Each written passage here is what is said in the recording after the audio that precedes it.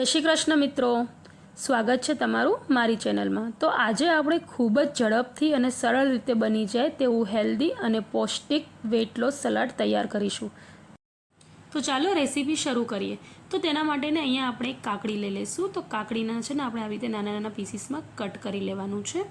હવે કાકડીને આપણે એક બાઉલમાં એડ કરી દઈશું ને ઉપરથી થોડુંક મીઠું એડ કરી અને મિક્સ કરીને આપણે 10 મિનિટ માટે રહેવા દઈશું।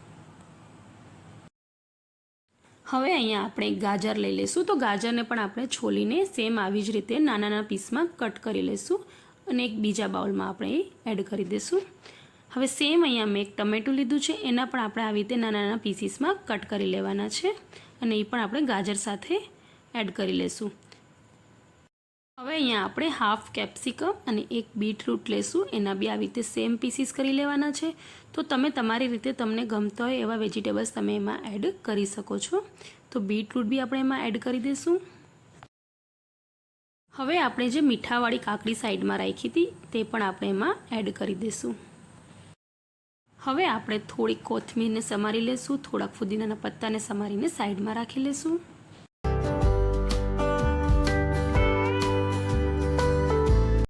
હવે આપણે વેજીટેબલ્સ માટે ડ્રેસિંગ રેડી કરવાની છે। તો એના માટે અહીંયા મેં એક બાઉલ જેટલું દહીં લીધું છે। દહીંને આપણે વ્યવસ્થિત ફેટી લેશું એટલે દહીં આપણું એકદમ ક્રીમ જેવું થઈ જશે।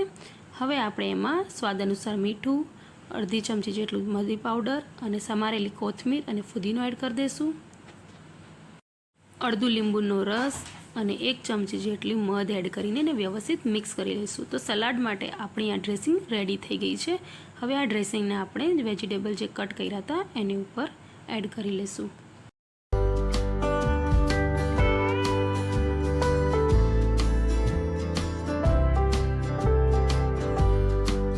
તો એકદમ હેલ્ધી અને પૌષ્ટિક આપણું આ વેટ લોસ સલાડ રેડી થઈ ગયું છે। તો તમને મારી આ રેસીપી કેવી લાગી મને કોમેન્ટ કરીને જરૂર જણાવજો અને વિડીયો ગમ્યો હોય તો લાઈક કરી દેજો અને ચેનલને સબસ્ક્રાઈબ કરવાનું જરાય ભૂલતા નહીં।